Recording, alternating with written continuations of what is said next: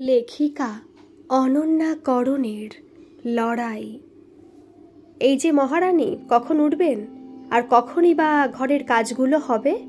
বাবার বাড়ি থেকে ঝিঁচা করে এনেছো নাকি 10টা? সকাল 7টা অবধি ঘুমোচ্ছ যে।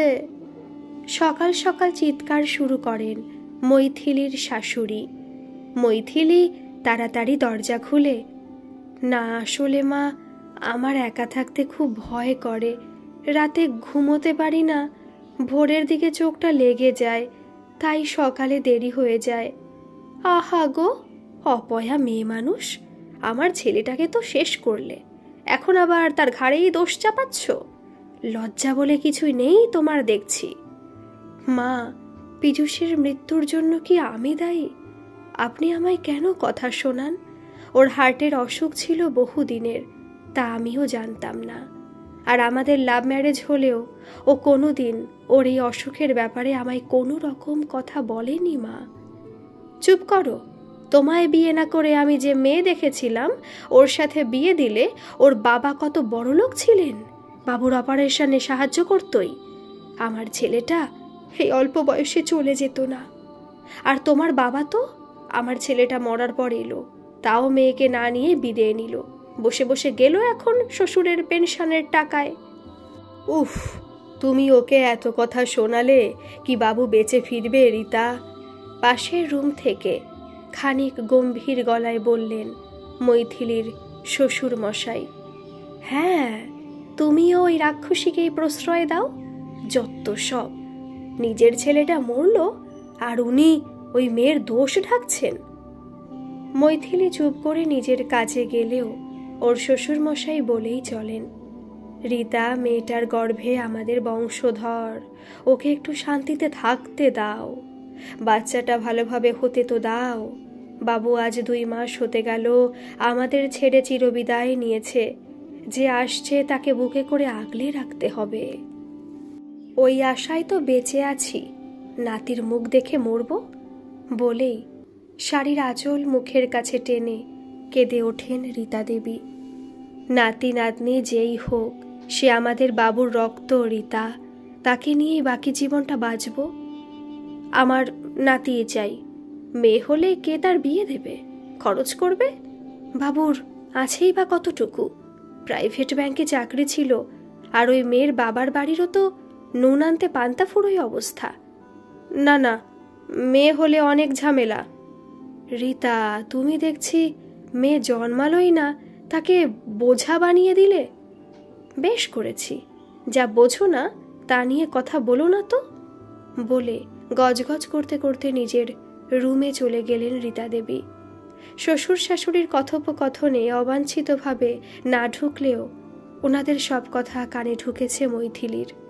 বিয়ের পর স্বামী না থাকায় যে মৈথিলীর মাথার উপর থেকে ছাদ সরে গেছে তা ভালোই বোঝেও, তাই শাশুড়ি মায়ের কথার উত্তর থাকলেও প্রত্যুত্তরে একটা কথাও বলে না ও। শ্বশুরমশাই ভালোবাসলেও সবসময় ওকে সব অপমানের হাত থেকে রক্ষা করার ক্ষমতা তার কুলোয় না। রান্নাবান্না থেকে ঘরের সাফ সাফাই সবটাই করতে হয় মৈথিলীকে। ও এখন 4 মাসের অন্তঃসত্ত্বা। পীযূষ চলে যাওয়ার আগে এই সংবাদটুকুই পেয়ে গেছে যে ও বাবা হতে চলেছিল, কিন্তু বাবা ডাক শোনার সৌভাগ্য তার হয়নি। পীযূষের ওপর একরকম অভিমান রয়ে আছে মৈথিলীর। এতদিনের সম্পর্কে পীযূষ কোনোদিন জানায়নি ওর হার্টের অসুখ ছিল। এত বড় অসুখটাও লুকিয়ে মৈথিলীর কাছে চির অপরাধী। মৃত্যুর সময় তাই ক্ষমা চেয়েছিল পীযূষ ওর জীবনটা নষ্ট করার জন্য। যাই হোক, যে গেছে তাকে দোষ দিয়ে কোনো লাভ নেই। তার প্রতি অভিমান জমলেও তা ভাঙানোর লোক কই মৈথিলীর জীবনে? এসব ভাবতে ভাবতে অজান্তেই চোখের কোণে জল ভারী হয়ে আসে মৈথিলীর। চোখের জল মুছে রান্নার কাজে মন দেয় সে। সকালে 7টা থেকে দুপুর 1টা অবধি ওর নিঃশ্বাস ফেলানোর সময় থাকে না। সকালে উঠে চা বানিয়ে শ্বশুর শাশুড়িকে দিয়ে রান্নার কাজ শুরু করা, রান্না শেষ হলে ওনাদের খেতে দিয়ে ঘরদোর ঝেড়ে পরিষ্কার করে স্নান করে ওর খেতে রোজ 2টো বাজে। দুপুরের খাওয়া খেয়ে বিশ্রাম নিতে নিতে মৈথিলীর মনে পড়ে পুরনো সব স্মৃতি। আজ যদি পীযূষ বেঁচে থাকতো, কত আদর ভালোবাসায় যত্নে রাখতো ওকে। আজ আয়নার সামনে দাঁড়ালে চিনতে পারে না ও নিজেকে। সেই প্রাণোচ্ছল বকবক করা মৈথিলী আজ যেন কোথায় হারিয়ে গেছে। একদিন এত কথা বলতো যে পীযূষ বিরক্ত হয়ে বলেই ফেলতো, তুমি পাশে থাকলে রেডিও টিভি লাগবে না, তুমি একাই বকো, আমি শুনি। আর তখন মৈথিলী অভিমানে বলতো, বেশ, দেখো একদিন আমি চুপ করেই যাব, আর তুমি আমায় জোর করবে কথা বলার জন্য। চুপ তো করেছে, কিন্তু জোর করারই কেউ নেই আর। মৈথিলীর বাবা পেশায় গৃহশিক্ষক ছিলেন, কিন্তু মেয়েকে যথেষ্ট আদর যত্নে বড় করেছেন। ওর সব ইচ্ছে পূরণ করেছেন তিনি। দর্শন বিষয়ে MA অবধি পড়িয়েছেন। এমনকি পীযূষের কথা যখন জানতে পারেন, তখন মেয়ের মুখের দিকে চেয়েই ভালো করে বিয়ে দেন তিনি। তাতে তার সঞ্চিত অর্থের বিশেষ কিছু বাকি ছিল না আর। আজ ওনার বয়স হয়েছে, শিক্ষকতা করার মতো শরীরের বা মনের জোরও কমেছে। তাই বহুবার মৈথিলীকে ডাকলেও ও ইচ্ছে করেই ওই বাড়িতে গিয়ে বোঝা হতে চায়নি। তার যে এটি ওর স্বামীর বাড়ি, এখানেই ওর থাকার এক ক্ষীণ অধিকার তো আছেই। আজকের মৈথিলী শাশুড়ির গঞ্জনা শুনছে, কিন্তু বিয়ের আগে যখন ওর মা ওকে রাগানোর জন্য বলতেন, দেখিস এমন শাশুড়ি পাবি যে তোকে জব্দ করবে, আমার কথা তো শুনিস না। আর মৈথিলী তখন হা হা করে হেসে বলতো, কে কাকে জব্দ করবে মা, তুমি তো চেনো না আমায়, আমি কারো কথার নিচেই থাকবো না, দেখি কোন সে শাশুড়ি। মা সেদিন কথাটা ওকে লাগিয়ে বললেও আজ কথাটা মান পেয়েছে। আজ ওর কথা বলার অধিকারও হয়তো নেই, ভিতটাই যে নড়ে গেছে। একদিন দুপুরে মৈথিলী বিশ্রাম নিচ্ছে, কলিং বেলটা বেজে উঠল। মৈথিলী দরজা খুলে দেখে একজন লোক পেছন ফিরে দাঁড়িয়ে, হাতে যেন কি সব কাগজপত্র। হ্যাঁ বলুন, মৈথিলী বলল, আসলে আমি ব্যাংক থেকে আসছি। পীযূষ গোস্বামী লোন নিয়েছিলেন বাড়ি তৈরির জন্য, সেই জন্যই আমায় আসতে হলো বলে মুখ তুললেন ওই ব্যক্তি। দুজনে একে অপরের দিকে এক দৃষ্টে তাকিয়ে। অনেকদিন বিচ্ছিন্ন হলেও স্কুল জীবনের বন্ধু অরিজিৎকে চিনতে ভুল করেনি মৈথিলী। অরিজিৎ ওর খুব ভালো বন্ধু ছিল, ওর জীবনের সব কথা ভাগ করে নিত এই অরিজিতের সাথে এক সময়। কিন্তু সেবার কলেজে পড়াকালীন অরিজিৎ যখন ওকে প্রপোজ করে বসলো, মৈথিলীর সাথে বন্ধুত্বটা তিক্ত হয়ে ওঠে তখন। বন্ধুত্বের মধ্যে ভালোবাসার ছোঁয়াটা অনেকে মেনে নিতে পারে না। মৈথিলী নিজেকে সরিয়ে নিতে থাকে অরিজিতের সংস্পর্শ থেকে। তারপর থেকে ওর সাথে একটু একটু করে দূরত্ব বাড়তে থাকে। একসময় বন্ধই হয়ে যায় কথা বলা। আজ এতগুলো বছর পর এই আকস্মিকভাবে দেখা, মৈথিলীর কথা বলার ক্ষমতা নেই। অরিজিৎই বলল, কেমন আছিস মই? সম্বিত কাটিয়ে মৈথিলী বলল, এই চলে যাচ্ছে, তোর তো কোনো খবরই নেই অরি। খবর তুই রাখার চেষ্টা করিসনি, তাই পাসনি। আমি সব জানি তোর ব্যাপারে, কিন্তু আমাদের বন্ধুত্বটার মধ্যে এত জটিলতা এলো যে আর আসার সাহস হয়নি। আয় ভেতরে এসে বস। না ঠিক আছে, ডিউটি আওয়ারে গল্প করব না, কিন্তু তোর ব্যাপারে আমার যেটুকু জানা আছে, তুই ভালো নেই মই। তোর সাথে কার বিয়ে হয়েছে সে খবর আমি রাখিনি, কিন্তু তোর জীবনে ঘটে যাওয়া প্রত্যেকটা ঘটনার সংবাদ আমি পাই। দেখ, এই ডকুমেন্টে যা দেখছি, পীযূষ অনেক টাকা লোন করেছিল বাড়ি তৈরির জন্য। সেটা শোধ করতে না পারলে কিন্তু এই বাড়ি ছেড়ে দিতে হবে। মৈথিলীর মুখে কথা না বললেও চোখের অশ্রুধারায় সব উত্তর দিচ্ছে। কাঁদিস না মই, আমি তোকে একটা পরামর্শ দেব, রাখবি বল? কি পরামর্শ? কাল বিকেল 4টে আমাদের সেই বঙ্কুদার টি স্টলে আসতে পারবি? জানি যদিও তোর এই অবস্থায় বেশি হাঁটা চলা ঠিক নয়, কিন্তু আমি এখানে এসে তোকে নিয়ে গেলে তোর শ্বশুর শাশুড়ি ভালো চোখে নেবেন না, তাই বললাম। বেশ, যাব। ঠিক আছে, আমি অপেক্ষা করব। অরিজিৎ চলে যায়। এতদিন পর চেনা পুরনো মুখ দেখে ওর ভেতর থেকে একটা ভালো লাগা এলো। পরদিন যথাসময়ে পৌঁছয় মৈথিলি। সময়ের একটু আগেই এসেছে যদিও। বঙ্কুদার টি স্টল, কত আড্ডা মারত ও আর অরি দুজনে ছোট থেকে। সবাই তো ওদেরই কাপল ভাবত, কিন্তু মৈথিলি ভাবেনি কখনো অরিকে ও ভাবে। এখন যদিও বঙ্কুদার ছেলে এই দোকান সামলাচ্ছে, তাই চেনে না ওকে মৈথিলি, কিন্তু বড় বড় করে বঙ্কুর টি স্টল এখনও লেখা। টি স্টলে বসে 1 কাপ চা অর্ডার দিয়ে পুরনো স্মৃতি তাজা করতে থাকে মৈথিলি। অরি এলো কিছুক্ষণ পরই। সরি, অনেকক্ষণ এসেছিস? না, এই একটু আগে। বল, কি বলার জন্য ডাকলি? তুই আগে আমার বাইকে ওঠ। আরে চায়ের অর্ডার দিলাম যে। পরে হবে। এই ভাই, পরে এসে খাবো, ঠিক আছে? কোথায় যাবোটা, কোথায় সেটা তো বল। উফ, কথা বাড়াস না, ওঠ জলদি। মৈথিলি গাড়িতে উঠতেই গাড়ি স্টার্ট দিয়ে নিয়ে এলো একটা স্কুলের সামনে।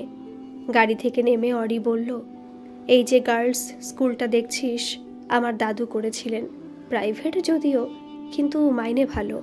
আমি হেডের সাথে কথা বলেছি কাল। ওনাদের একটা সিট আছে শুনেছিলাম শিক্ষিকায়ের, তাই তাড়াতাড়ি করে নিয়ে এলাম। মৈথিলি অবাক হয়ে দাঁড়িয়ে থাকে। অরিজিৎ বলে ওঠে, এই মই, চল ভেতরে, 5টায় অফিস বন্ধ হয়ে যাবে। ভেতরে গিয়ে সমস্ত কথাবার্তা বলে স্কুলের চাকরিটা একরকম অরিজিতের মাধ্যমেই হয় বলা যায়। কাল মার্কশিট নিয়ে এসে ভেরিফিকেশন করে ওকে জয়েনিং লেটার দেওয়া হবে।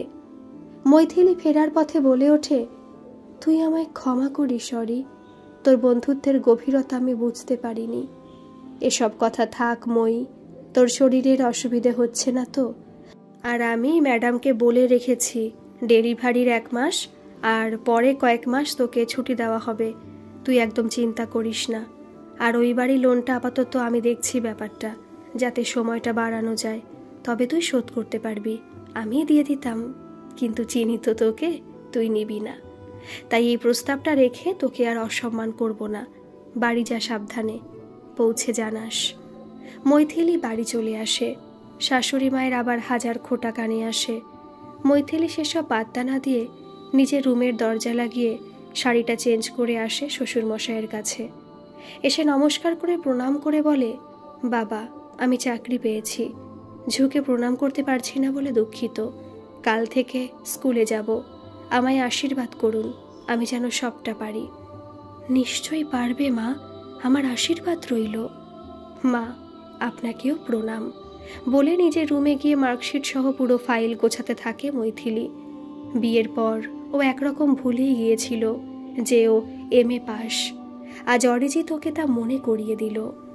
অরিজিৎ রোজই বঙ্কুদার টি স্টল থেকে ওকে নিয়ে স্কুলে নামিয়ে অফিস যায়, আবার ফেরার পথে ওকে ওই জায়গায় নামিয়ে দিয়ে যায়। ওখান থেকে ওর বাড়ি 15 মিনিট রিকশায়। ধীরে ধীরে মৈথিলি আর অরিজিৎ আবার সেই পুরনো বন্ধুত্ব জোড়া লাগে। মৈথিলির ডেলিভারির সময় যত এগিয়ে আসছে, অরিজিতের মৈথিলির প্রতি যত্নশীলতা বাড়ছে।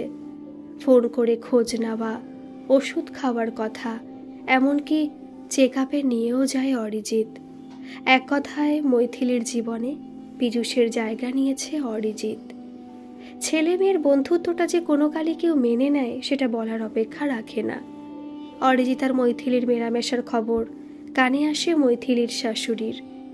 একদিন বাইরে প্রচণ্ড বৃষ্টি।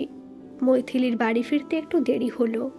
বাড়ির দরজায় পৌঁছতেই মৈথিলির শাশুড়ি বলে উঠল, ফিরলে কেন? রাতটা তো বাইরেই কাটিয়ে আসতে পারতে। লজ্জা করে না তোমার? পোয়াতি মেয়ে মানুষ পরপুরুষের সাথে জুটেছ? ছি ছি, নিজের মান সম্মান নেই বলে কি আমাদের বাড়ির সম্মানটাও ধুলোয় লুটোচ্ছ? মা, অরি আমার ছোটবেলার বন্ধু।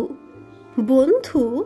এত বন্ধুত্ব কিসের বাপু, যে লোক বাড়ি বয়ে কথা শুনিয়ে যায়? আর ওই ছেলের বাড়ির লোক এইসব শুনলে মেনে নেবে ভেবেছ? মৈথিলি চুপ করে দাঁড়িয়ে থাকে। সত্যি, এতদিন পর বন্ধুর সাহচর্য ভালো লাগলেও এটা ভাবেনি মৈথিলি যে ওদের মধ্যের সম্পর্ক আর বেশি দূর এগোলে সমাজ, সর্বোপরি অরিজিতের বাড়ির লোক তা মেনে নেবে না। ভেতর থেকে ওর শ্বশুরমশাই বলে ওঠেন, মৈথিলি, একবার আমার কাছে এসো তো মা। যাও আর কি ভেতরে, শোনো এই শেষবার, এরপর যদি পাড়ার লোক কথা শোনায় বাড়ির বাইরে চলে গিয়ে যা মেলামেশা করার করবে। মৈথিলি ভেতরে ওর শ্বশুর মশাইয়ের কাছে গিয়ে, বাবা আমায় ভুল বুঝবেন না দয়া করে, অরি আমার বন্ধুই, পীযূষও জানতো ওর কথা। শোনো মা, তোমায় একটা কথা জিজ্ঞেস করি, ঠিক উত্তর দেবে তো? বলুন না বাবা। ছেলেটি কি তোমায় বিয়ে করতে চায়? আর যদি তা চায়, তুমি কি রাজি আছো? তবে আমি নিজে কথা বলবো ওর সাথে। বেশ কিছুক্ষণ চুপ থাকে মৈথিলি। যে অরিকে সে একদিন অস্বীকার করেছিল, আজ নিজের অসহায় অবস্থায় কিছুতেই ওকে নিজের হতভাগ্য জীবনের সাথে জড়াবে না। এই ভেবে মৈথিলি বলে, না বাবা, ও শুধুই আমার শুভাকাঙ্ক্ষী বন্ধু, আর কোনো সম্পর্কই নেই ওর সাথে, বলে নিজের রুমে চলে যায়। মনে নতুন রঙিন স্বপ্ন ধরা দিলেও তা দূরে ঠেলে সরিয়ে পীযূষের ফটো ফ্রেমটি আগলে কেঁদে ওঠে মৈথিলি। ডেলিভারির দিন অবধি হসপিটালে ওয়েটিং রুমে বসেছিল অরিজিৎ। মৈথিলির নবাগতা কন্যা সন্তানের মুখ দেখে বাড়ি গেছে সে। জন্ম দেওয়ার পর গর্ভধারিণীর যে খানিক অবচেতন অবস্থা ছিল, সেই ঘোর কেটে চোখ মেলতেই মৈথিলি যেন এক নতুন জীবনের হাতছানি পেল। এতদিন পর যেন খুব পরিতৃপ্ত, সুখী। অরিজিতের প্রতি একরকম দুর্বলতা তৈরি হলেও মৈথিলির মনে তা প্রকাশ করতে অনিচ্ছুক সে। অরিজিৎ পাশে থাকলে ও একটু সাহস পায়, কিন্তু অরিজিতের এই বন্ধুত্ব কি সারা জীবন পাবে মৈথিলি? এইসব ভাবায় ব্যস্ত হসপিটাল বেডে বসে। ঠিক তখনই অরিজিৎ ওর রুমের দরজাটা খুলে বলল, আসতে পারি? হ্যাঁ আয়, আবার জিজ্ঞেস করছিস কেন? মই, আজ তোকে একজনের সাথে আলাপ করানোর আছে। কে অরি? তোর স্ত্রী? খানিক সংশয়ে ভয়ে প্রশ্নটা করে মৈথিলি, যেন হঠাৎ করে ওর অবলম্বন কেউ কেড়ে নিতে চলেছে। ঈশানী, এসো ভেতরে। মৈথিলি চোখ তুলে দেখার ক্ষমতা নেই, বুঝতেই পারছে ও এতক্ষণ একটা মিথ্যে আশা বুনছিল। মনে মনে ভাবে, সত্যি তো, আমি একদিন ওকে ফিরিয়ে দিয়েছি, আজও কেন আমার অপেক্ষায় থাকবে? মই, আমি বাইরে আছি, ও তোর সাথে আলাপ করতে এসেছে, বলে বেরিয়ে যায় অরিজিৎ। নমস্কার, তুমি আমায় চিনবে না, কিন্তু বিগত 2 বছর ধরে আমি তোমায় চিনি, তাই আজ আলাপ করতে না এসে পারলাম না। আমি অরিজিতের বাগদত্তা, পরের মাসেই বিয়ে, কিন্তু আমি জানি আজ ওর মনে আমার যদি কিছু জায়গা থাকে, তোমার জন্য অনেকটা থাকবেই। ও প্রথম থেকে আমায় জানিয়ে এসেছে সেই কথা, আর আমি তা সরানোর চেষ্টা করিনি কখনো। আমি ওকে বিশ্বাস করি, জানি ও আমায় ঠকানোর হলে আগেই তা করতে পারত। আমি আমার মতো করে ওকে ভালোবাসি, আমি খুশি ও সুখীও তাতে। মৈথিলি অবাক দৃষ্টিতে ঈশানের দিকে তাকিয়ে, কি ভাবছো মৈথিলি, আমি কষ্ট পাচ্ছি? হ্যাঁ, তা হয়তো একটু পাচ্ছি, কিন্তু তোমার থেকে অনেকটাই কম মৈথিলি। তুমি আসবে তো আমাদের বিয়েতে? মৈথিলি কিছু বলতে যাবে, ঠিক সেই সময় পাশে ছোট্ট দোলনায় রাখা ওর সদ্যজাত শিশুটি কেঁদে ওঠে। মৈথিলি বলে, ওকে এনে দেবে আমার কাছে? ঈশানী শিশুটিকে নিয়ে মৈথিলির কোলে তুলে দিতেই মৈথিলি বলে ওঠে, এই শিশুটি দেখছো, এই হলো আমার সকল কষ্টের পরিপূর্ণ ফল। আমি নিশ্চয়ই যাব তোমাদের বিয়েতে, কারণ অরের কাছে আমি কৃতজ্ঞ। ঈশানী চলে গেলে মৈথিলি ওর একার জীবনের বাস্তবতা মেনে নেয়। বাড়ি ফিরে শাশুড়ির হাজার গঞ্জনা ওকে কষ্ট দেয় না আর। ওর জীবনের উদ্দেশ্য একমাত্র ওর মেয়ে বৈদেহী। কাজ আর মেয়ে ছাড়া অন্য কোনো দিকে নজরপাত করতে চায়নি মৈথিলি। আর চোখের জলও শুকিয়েছে আজ। শ্বশুর শাশুড়িও একে একে বিদায় নেন। পড়ে থাকে পীযূষের স্মৃতি ভরা এই বাড়ি আর বৈদেহী। আজ বৈদেহী গবেষক হিসেবে পুরস্কার পেতে চলেছে এক বিশেষ গবেষণায় সফলতা পাওয়ার জন্য। বৈদেহী যখন স্টেজে ওঠে, এতগুলো বছর পর মৈথিলির চোখের কোণে জলের ভারী বিন্দু। ওর একার লড়াই আজ সার্থক। সংবাদ মাধ্যম যখন মৈথিলির বাড়ির সামনে হাজির বৈদেহীর সাক্ষাৎকারের জন্য, বৈদেহী ওর মায়ের হাত ধরে সাক্ষাৎকারে বলে ওঠে, আমার জীবনের সকল সফলতার পেছনে আমার মা। আমরা মানুষরা বড্ড দুর্বল মানসিকতা পোষণ করি, যে জীবনে কারো ওপর নির্ভর করেই বাঁচতে হবে, একা থাকতে একা বাঁচতে ভয় পাই। কিন্তু বিশ্বাস করুন, একাও যে বাঁচা যায় তার উদাহরণ আমার মা। চাইলেই নতুন করে নিজের অগোছালো জীবন গোছাতে পারতেন কারো উপর নির্ভর করে, কিন্তু উনি তা করেননি। পরনির্ভরশীলতার সুখ ক্ষণিকের, জীবনে চলার পথে সাহায্য আমরা পাই অনেক, কিন্তু কারো প্রতি এতই অনুরক্ত হওয়া উচিত নয় যে অবলম্বন সরে গেলে স্বর্ণলতা উদ্ভিদের মতো মাটিতে লুটিয়ে পড়তে হয়। গল্পটি যদি ভালো লাগে তাহলে প্লিজ একটা সাবস্ক্রাইব করে দেবেন। কেমন লাগলো কমেন্টে জানাবেন। ধন্যবাদ।